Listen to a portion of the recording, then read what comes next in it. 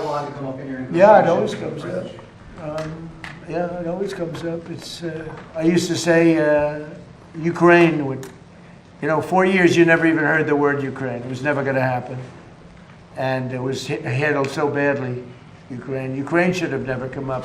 They lost last month 25,000 soldiers, both sides. 25,000. They're losing on average 25,000 soldiers. It's like a meat grinder. It's horrible what's happening. That would have never happened had the election not been rigged. That would have never happened. And Putin and I would talk about it, but there was never any, he would have never done it.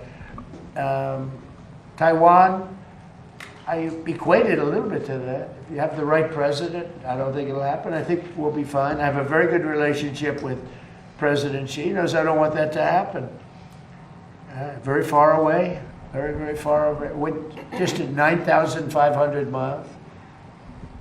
We're 9,500 miles. He's 67 miles.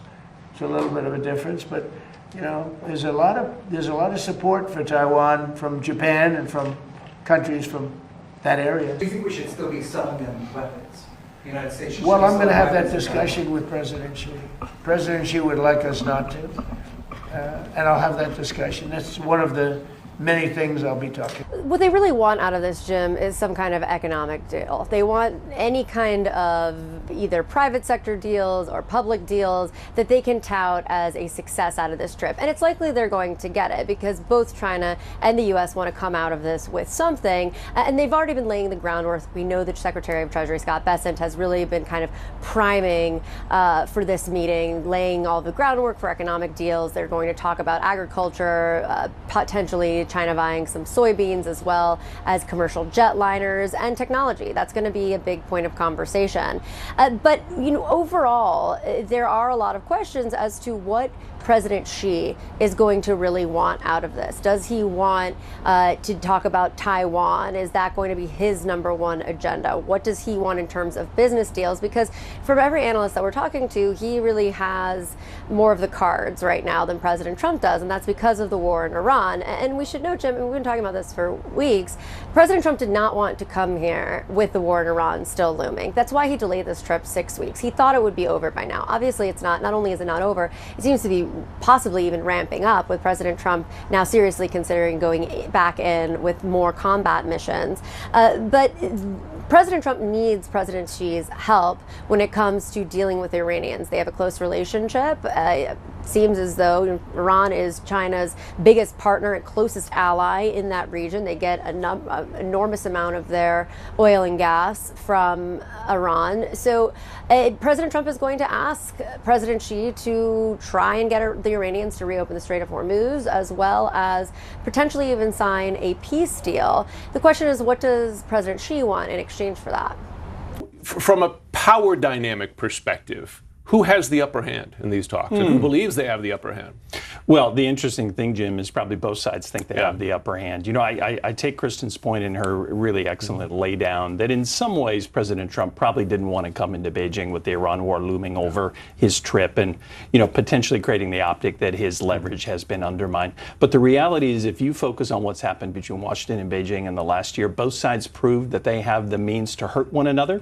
Both sides stared into the abyss of what a full-on trade war and hard decoupling would look like, and they didn't like what they saw. So I think despite the Iran overhang of this visit, I think the real focus for the two leaders is on stability and maintaining this so-called fragile truce that the two of them agreed to last October in Korea. Okay, how about those deliverables that Kristen was talking about? Buy some Boeing jets, you buy some soybeans. I mean, I suppose the issue with that is China has made promises in the past to buy a lot of soybeans and not bought all those soybeans. I mean, are these, written in stone? What's interesting to me, Jim, is if you listen to U.S. officials, they said the reason why they're not focused on structural trade talks is they don't believe they can trust the Chinese, and they don't believe the Chinese will implement a structural trade deal. In other words, a deal that would require the Chinese to change their economy or their laws and regulations.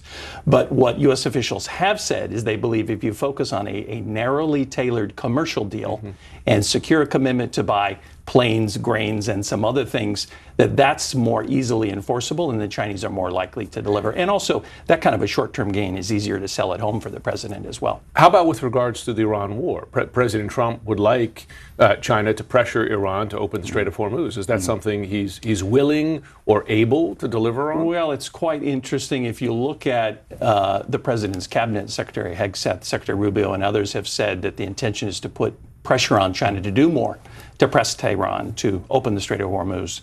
If you listen to what the president said as he was getting on Air Force One, he said he didn't think Iran was going to be central because he has the Iranians where he wants them. I think the reality is probably in the middle. Yeah. It won't surprise me if the president puts some pressure on Xi Jinping to talk to the leaders in Tehran, to press them to do the right thing. And look, this is a place where I think China can play a positive role. But one reaction I would have, I think the Chinese have been incredibly unsentimental regarding their ties with Iran. It's actually quite extraordinary that we're having this summit under these conditions. We're in the middle of a war with Iran, and here goes President Trump to Beijing. And Iran was supposedly one of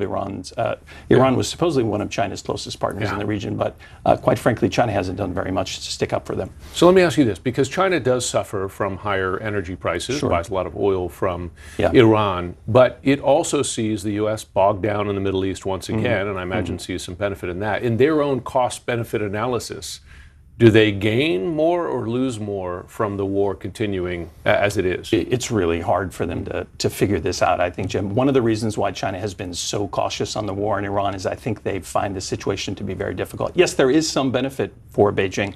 Washington's bogged down yet again in the Middle East. Washington is now seen as being the source of instability in the international system, and somehow Beijing is seen as the responsible power. But, you know, Beijing also has to balance its other interests in the Gulf. It has to worry about what are the GCC countries, I think many of them who are being attacked by the Iranians, right? And China is very hesitant to take on any real risk for this conflict. So I think our asks of Beijing have to be moderate and modest. I think they probably will be. Tell me the level of concern, particularly in Taiwan, that the U.S. president cedes ground there that he might not see as crucial, but is very crucial to Taiwan. I think the level of anxiety is pretty significant. Look, it's interesting. You talk to friends across the region. Most American allies and partners want to see stability between Washington and Beijing, but they don't want to see things to be too good between the two countries, and they certainly don't want to see the United States in too accommodating a posture. I think that's the fear. So whether it's on Taiwan or tariffs or tech, I think U.S. allies and partners will be looking to see what does the president do. If he's seen as giving away too much, that could increase concerns about the credibility of the United States, the reliability of the United States, and specifically on Taiwan. I do think this is a potential wild card in the visit. If you listen to some of the briefings that the president's officials have given in advance of the visit, they said don't expect to see very much here.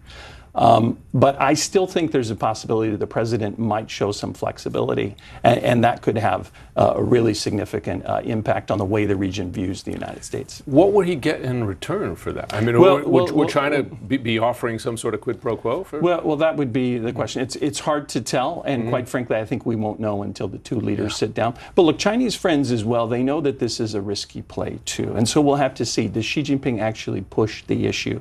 They know that, for example, any U.S. concession on Taiwan would probably elicit a backlash on Capitol Hill. Right. And also, you know, China normally doesn't negotiate over issues like Taiwan, so we'll have to see. But there is a temptation, long-standing temptation on the part of the Chinese to see if they could get the U.S. to shift its policy ever so slightly and thereby undermine confidence in the United States. 大家好，我是主播林家远。生活压力大，失眠、浅眠是现代人常见的烦恼。太阳星全效克菲尔益生菌现在进一步推出晚安加强版，添加天然 GABA、色氨酸、茶氨酸、香蜂草4大天然草本，选择太阳星全效克菲尔益生菌，做好日常保养，身体轻松无负担。每日克菲尔时刻美好 ，Good Feel Good， 请上快点购为健康下单，输入推荐码有额外折扣。 太阳星全效克菲尔益生菌基础版、晚安加强版，新包装改版，内容不变，抽取更方便，要吃就吃最好的。